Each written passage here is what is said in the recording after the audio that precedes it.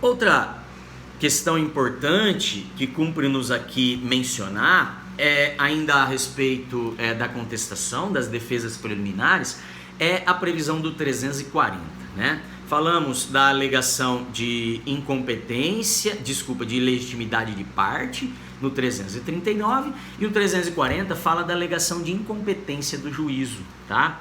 E a possibilidade agora, também novidade no CPC atual, de protocolo da contestação no foro do domicílio do réu. Diz o 340: havendo alegação de incompetência relativa ou absoluta, a contestação poderá ser protocolada no foro do domicílio do réu, fato que será imediatamente comunicado ao juiz da causa, preferencialmente por meio eletrônico.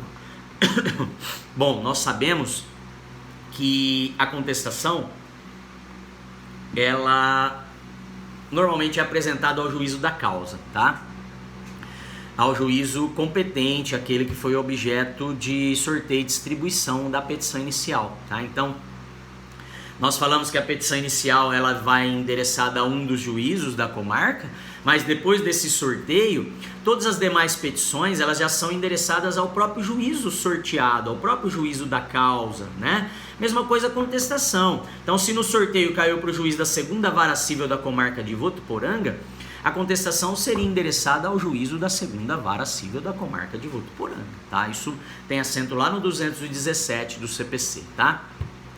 Porém, a novidade é essa previsão do 340, que, havendo alegação na contestação de incompetência, seja absoluta ou relativa, né, por parte do réu, a sua defesa poderá ser protocolada no seu domicílio, ou melhor, no foro do seu domicílio, tá? O que diz o código é que, se isso acontecer, esse fato, esse protocolo deve ser imediatamente comunicado ao juízo da causa, tá? Preferencialmente por meio eletrônico, porque é a maneira mais rápida, mais célere de haver essa comunicação, tá? Então, essa inovação trazida pelo CPC atual tem por finalidade facilitar o acesso à justiça por parte do réu, né? Ele vai poder então levar a petição, protocolar a sua petição, endereçar a sua petição ao próprio juízo do seu domicílio quando ele alegar incompetência do juízo por parte do autor, né? Da escolha do autor e lançado na petição inicial, tá? Então, quando ele alega que o foro onde a petição inicial for proposto não é o competente e que o foro competente é o do seu domicílio, o código autoriza já o protocolo no seu domicílio, né? Ele já vai poder então fazer o protocolo no juízo do seu domicílio, e esse fato deverá ser comunicado imediatamente ao juízo onde a ação foi distribuída, ok? Um favor, né, dado aí ao réu de poder protocolar no seu domicílio essa peça, tá? Diz o parágrafo 1º do 340: o autor, ao aceitar a indicação, li errado.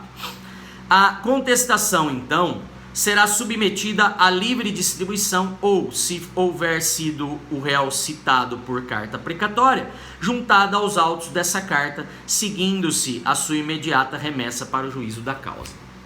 Então, vamos imaginar que a ação foi proposta em Votuporanga, né? Caiu lá na distribuição e sorteio ao juízo da segunda vara da comarca de Votuporanga.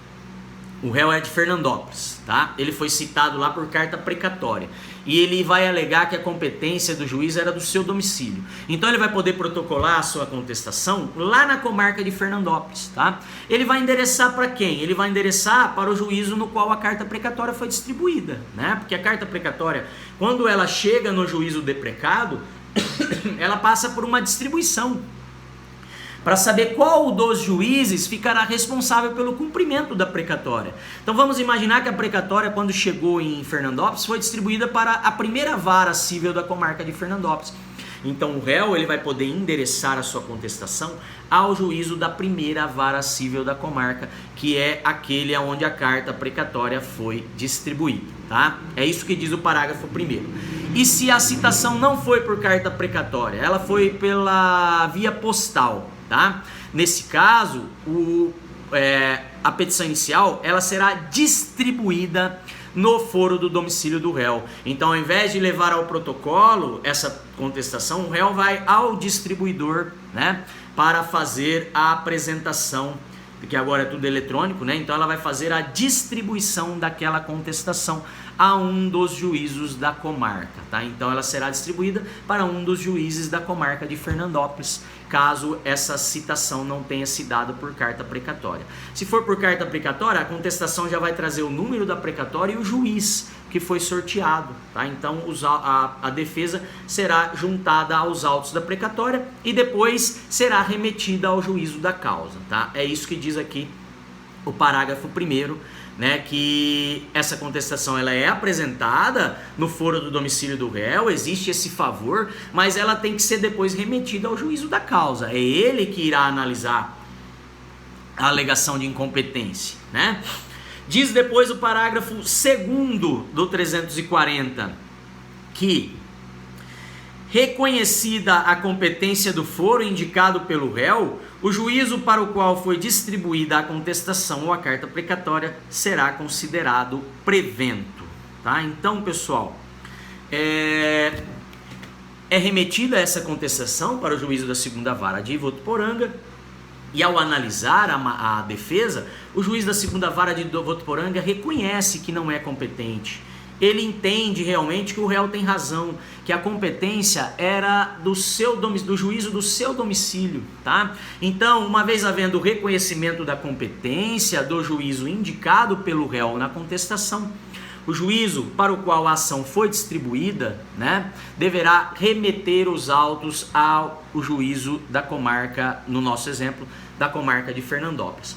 Mas qual das varas ele vai remeter? Ele vai remeter para o juízo no qual a contestação foi distribuída ou no qual a carta precatória foi distribuída, tá? No nosso exemplo, a precatória caiu no juízo da 1ª Vara da comarca de Fernandópolis. Então esse juízo será considerado prevento para a análise da ação, para a análise da petição inicial e dos documentos e demais peças que a integram, né?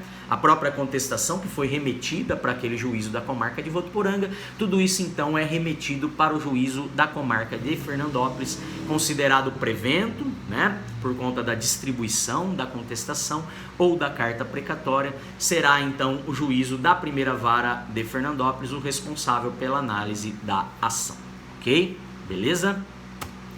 Temos também que mencionar outras questões aí do 340. O parágrafo 3º diz que, alegada a incompetência nos termos do caput desse dispositivo, será suspensa a realização da audiência de conciliação ou mediação se ela tiver sido designada.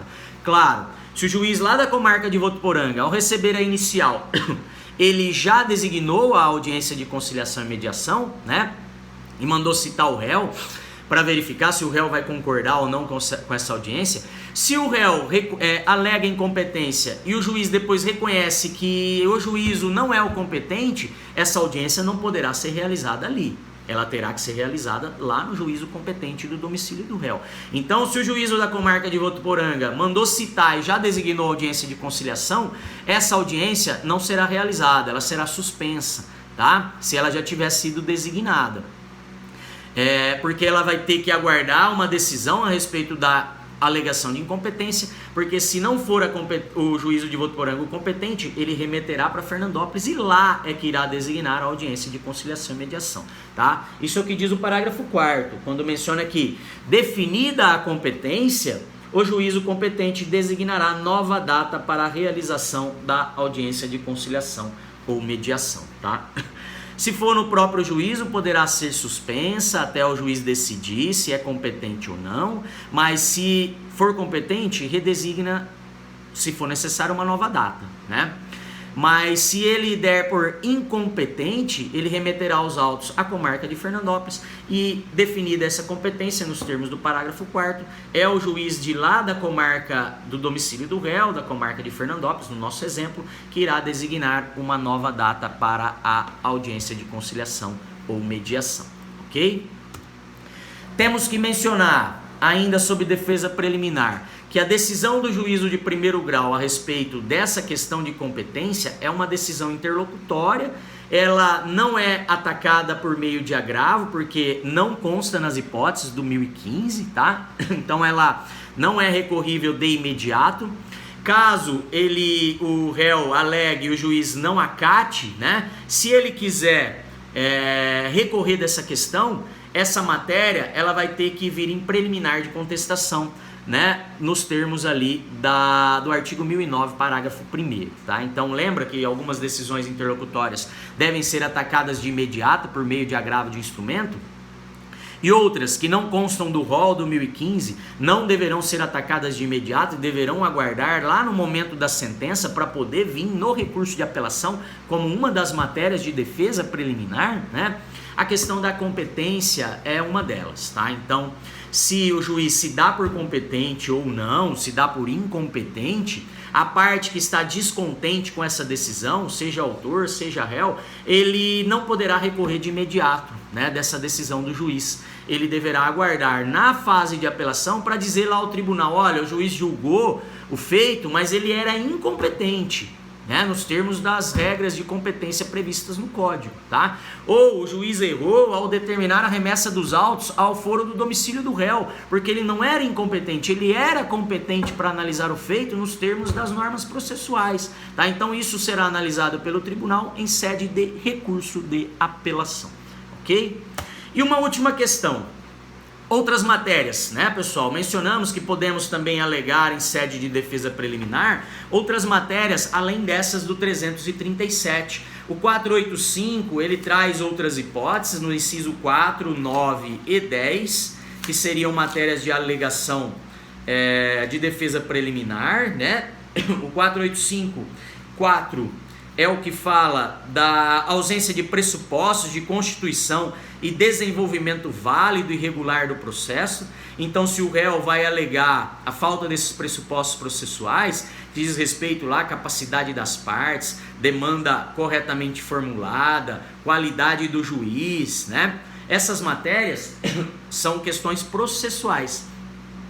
E a alegação de não preenchimento de pressupostos processuais deve ser feita pelo réu na preliminar de contestação.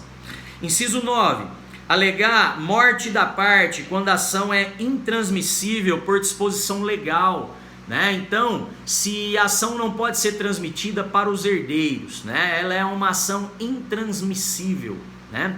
A morte da parte, nestas hipóteses de ações intransmissíveis, levaria a uma extinção do processo sem julgamento do mérito, né? E essa alegação, ela vem na defesa preliminar, tá? Então vamos imaginar aí numa ação de interdição, né, ou numa ação de divórcio, né, que a parte falece e o herdeiro resolve entrar ali como sucessor processual, né? O réu deve desde logo alegar a impossibilidade dessa sucessão, né, em razão de que o direito pleiteado ele é intransmissível, não poderá ser passado para os herdeiros da parte falecida. Então essa matéria também é questão processual, então deve vir em defesa preliminar.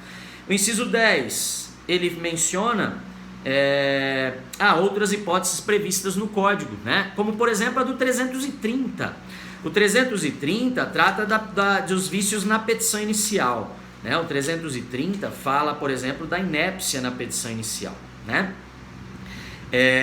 As hipóteses de indeferimento que nós estudamos, né? O inciso 4, por exemplo, ele fala da petição inicial que contém pedidos incompatíveis entre si, né, pessoal? Desculpa. Aí já é o inciso 4 do parágrafo 1º, mas o inciso 4 do próprio caput do 330 fala das hipóteses de não atendimento das prescrições dos 106 e 321. Vamos imaginar então desrespeito ao 321, que trata dos requisitos da petição inicial, né, do 319, e das provas, né, que devem vir mencionadas nos termos do 320. Então, se o autor não respeita os requisitos da petição inicial, essa petição inicial padece de vícios, essa matéria ela vai ter que ser alegada na defesa preliminar, não é mérito. Por isso deve ser discutida antes da defesa de mérito, porque são questões processuais, ok? Possíveis resultados, né, para finalizar a análise da defesa preliminar. Possíveis resultados do acatamento pelo juiz dessas matérias de defesa. Primeira, uma extinção do processo sem julgamento do mérito. Isso se tiver previsão lá no 485, tá? Por exemplo, coisa julgada, né? Litispendência, isso levariam aí, nos termos do 485, a uma extinção sem julgamento do mérito, caso o juiz acatasse essas matérias de defesa preliminar, tá? Depois, pessoal, outra possível alegação resultado, né? Se o juiz acata a defesa preliminar feita pelo réu, seria a possibilidade do autor corrigir a falha, né? Sob pena de extinção sem julgamento do mérito. Então, nas hipóteses de vícios sanáveis, quando passada a fase postulatória, o juiz chega na fase de saneamento, se essa falha puder ser corrigida, o juiz dará oportunidade, né? Oportunizará ao autor a possibilidade de correção do vício. Como, por exemplo, defeito de representação. O autor não juntou procuração. Se o réu alega isso, né, como matéria de defesa preliminar, está no 337, inciso 9, o juiz não vai extinguir o processo sem julgamento do mérito, um vício perfeitamente sanável. Ele vai dar prévia possibilidade para o autor juntar a procuração, corrigir esse vício, né, de falta de representação. Não pagamento de custas. Também o juiz não vai extinguir sem análise do mérito antes de dar a oportunidade do réu fazer o pagamento das custas, sanear, corrigir essa falha, né, para que só depois então ele pudesse extinguir sem análise do mérito, tá? E um terceiro resultado de acatamento da defesa preliminar seria a alteração do juízo responsável pelo julgamento da causa. Por exemplo, na hipótese de alegação de conexão, tá, em que as ações eram conexas e essa segunda deveria ter sido distribuída junto ao juízo prevento, né, de distribuição por dependência, e não foi. Se o juiz acata a tese da conexão, ele vai remeter aquela ação para o juízo prevento, né, para que as ações conexas sejam julgadas em conjunto. Então, o juiz que recebeu a primeira das ações conexas é que irá receber o processo para um julgamento em conjunto, tá? Matéria de alegação de incompetência relativa, tá? Se o juiz acata essa matéria de defesa preliminar, ele também remete o processo ao juízo competente, nos termos do artigo 64, tá? Então, a hipótese aí que de 3 resultados possíveis, quando houver alegação de defesa preliminar, dependendo da alegação, o juiz poderá extinguir o processo sem análise do mérito, ele poderá determinar a correção da falha, o saneamento daquele vício processual que não foi respeitado e que foi alegado na defesa do réu, ou ele vai determinar a alteração do juízo e a remessa dos autos ao juízo responsável pelo julgamento da causa, ok? Beleza? Voltamos no próximo vídeo para falar então das defesas prejudiciais de mérito. Obrigado por enquanto.